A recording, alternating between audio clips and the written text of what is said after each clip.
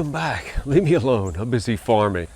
Okay, as promised, today's video is me planting out this new bed. All right, so last week I showed you how to put down your compost, amend in your organic fertilizer, and now we're planting. So what is it I'm planting? This is traditional broccoli. I have 7 of them. I have 7 Happy Rich broccoli. And these are from seeds that I harvested from my spring crop. So they should do really well. And up front, I did put a cantaloupe. Man, it's in rough shape. We'll see how well it does. I'll show you, I'll give you a close-up. I'm gonna continue to plant these out and to show you, I'm not inoculating these with the seaweed solution. So again, most of you probably aren't gonna have that. So we're trying to get you up and growing with the least amount of investment possible. Compost, fertilizer, maybe some seeds. You could direct sow, by the way, so don't rule that out. You don't have to have seedlings. I find personally when I direct sow, they're really a healthier plant because you're not disturbing the root system. All right, so keep that in mind too. All right, let me finish planting it and we'll come back with some final thoughts. All right.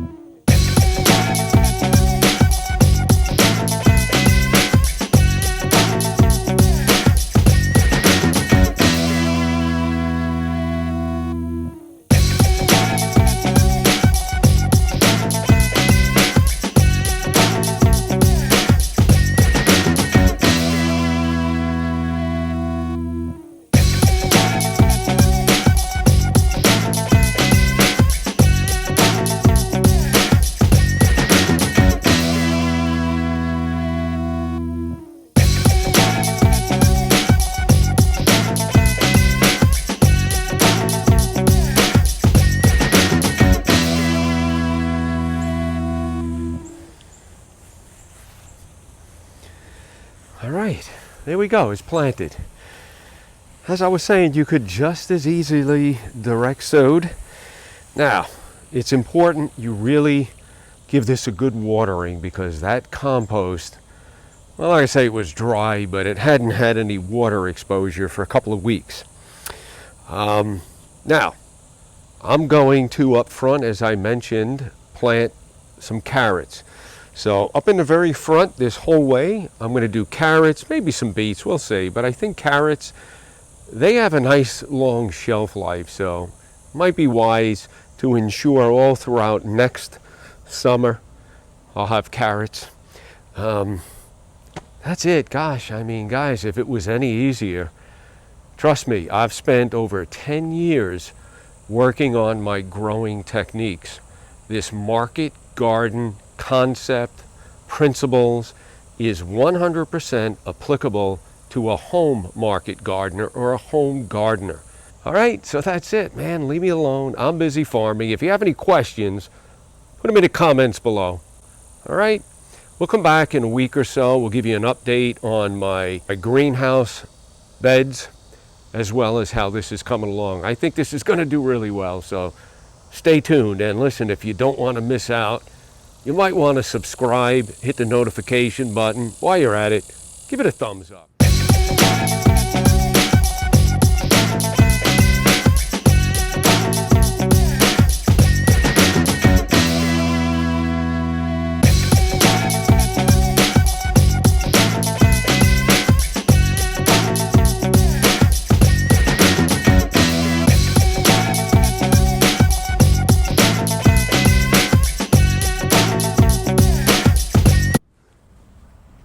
So I'm getting ready to direct sow my carrots, and I'm just using my dibbler. You could use anything. You could use a stick. Yeah, let's see. And if you took a piece of branch or something, and I'm just making a little indentation, maybe a 1/2 inch, and we're going to direct sow our carrot seed. So I'm going to go ahead and continue running this down the bed, and then we'll go ahead and place our seeds.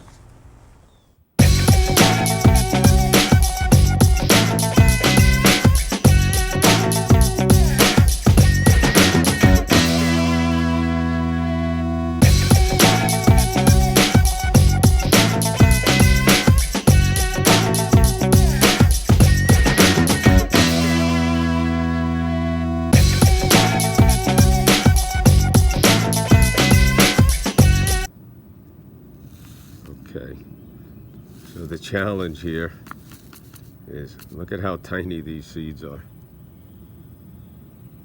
So I'm using just the tapping method.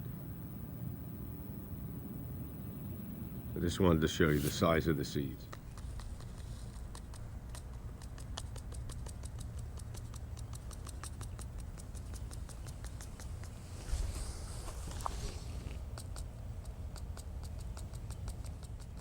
In some areas I might have more carrot seeds than I'd like. I can always go back and thin them out if it becomes a problem. All right, I have another pack here, so we're mixing carrots.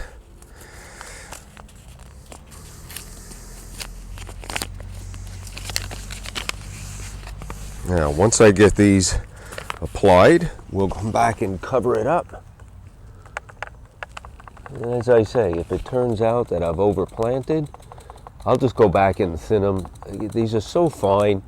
I find it way too difficult to try and be very accurate with these. It's easier to go back and thin them out. I'm running this the whole length of the bed, only because I have the space, so why not? All right, we're almost at the end here, and then I'll show you how I'm going to cover these seedlings, or excuse me, cover these seeds up. And by the way, everything's looking great. And in a minute, I'll also talk about the application of the tree mulch that I put down. All right, that's it for that pack. So all I'm doing now is I'm just coming back, and from either side, I have some pieces of tree mulch over the bed here. I got sloppy yesterday. Again, I'm coming back and I'm just bringing that extra material that was, if you will, plowed. It went off to the sides. And I just want to gently cover my seeds. I don't want to compact them. I will water this in just a minute, and that'll help ensure that this gets nice contact with the seeds. So again, this is a really simple process. I'll show you in one of my other beds some areas in a minute where I direct sowed and how well those seeds are doing. Again, I find this, if you have the time and the space, I find this to be a better method than coming in and planting seedlings. Now, seedlings have their advantages. So I'm not saying don't use seedlings.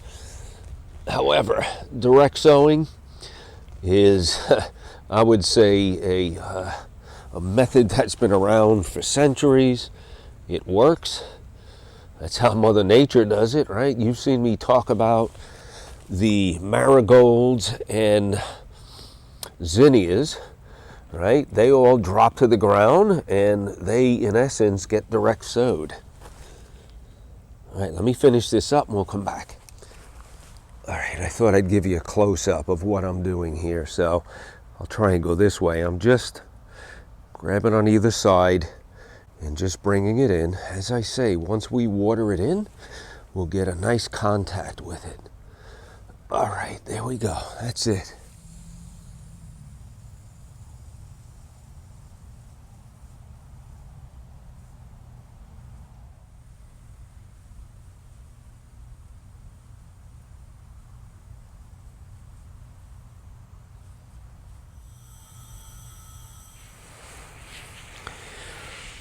I'm not sure if you could see these 4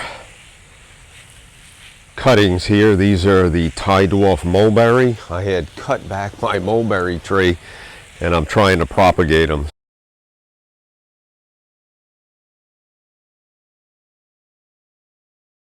It's important now to really water this in well, the seedlings. And remember, I've turned off those maxi jet heads, the little shut-off valves on them.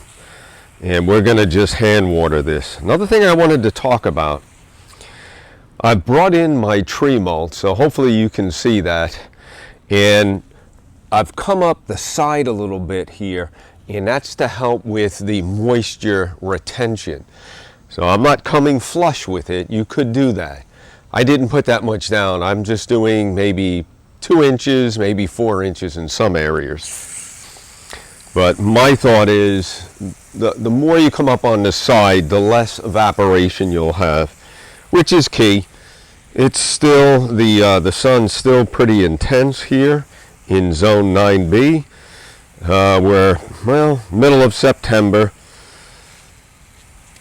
So whatever I can do to ensure that these beds have a moisture retention, we're going to attempt to do it. And we'll continue to update y'all on how these seedlings do. And as I said in a minute, I'll go ahead and I'll show you some carrots that are just starting to germinate that were direct sowed maybe 2 weeks ago. So they do take a little bit longer.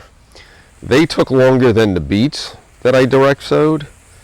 I have all these extra seedlings here I've got to either donate or get planted somewhere. So anyway, all right, so it's that easy. So I hope you enjoyed this little bonus video. I would almost advocate for a home gardener to just direct sow. I think you'll find it very advantageous to your success. And on that note, though, I will say I direct sowed some lettuce seeds and I've gotten 0 germination in different areas, different seeds. And in one area, same seeds, there's no germination, and then 4 feet over, I'm getting almost 100% germination. Maybe it's the nutrients in my soil, the compost.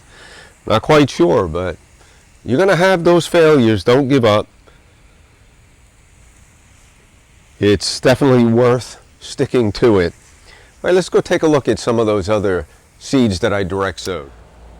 The first stop we're going to make, and yes, those weeds got to go, and Stacy has promised she's going to help me.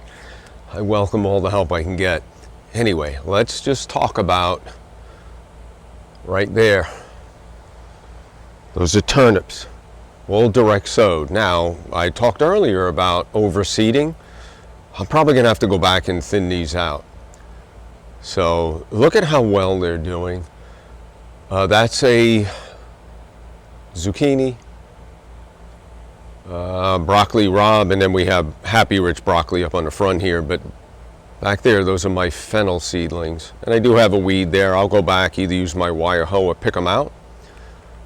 Let's just come this way a little bit, and you could see more, maybe a little bit better view. Now again, there's some that haven't germinated yet, but I'll take whatever I have here, and I know for a fact these are going to be healthy and they're going to thrive throughout the season. As a matter of fact, last year I direct sowed fennel seeds in September, just like this year, September. And we were harvesting up through June and into July. Now they did get a little ugly, however, they were perfect for our soup. So again, as I say, don't rule out direct sowing. Let's take a look at another bed. What you're looking at is the shortest bed inside my large greenhouse. Last fall, this was nothing but carrots. Did well, and they were all direct sowed. Same here. Now it's going to be difficult to see, but there's one right there. There's a few others. They're just starting to germinate. So again, they take a little bit longer than, let's just say, the beets, which I'll show you in a minute. I do have a tomato plant, broccoli rabe, escarole, and further down I do have broccoli. I believe it's the Happy Rich. So again, now I'm interplanting, and I'm doing it by means of direct sowing my seeds. Again, I'm trying to make a point here. This works out fantastic, so you might want to try it. This is the next row over in my greenhouse. So there's the bed we were just talking about. Here's the next one. This is maybe my 30-foot. These are beets. That's a zinnia right there. But these are beets. They were seeded the same day. But you can see how much better these are doing. Now this bed will also get direct sowed, and I did do some lettuce on my outer bed. I direct sowed those. This is that outer bed. Those are lettuce seeds that I planted. So it starts there and it goes towards the front of my property. I'll move the camera in just a second.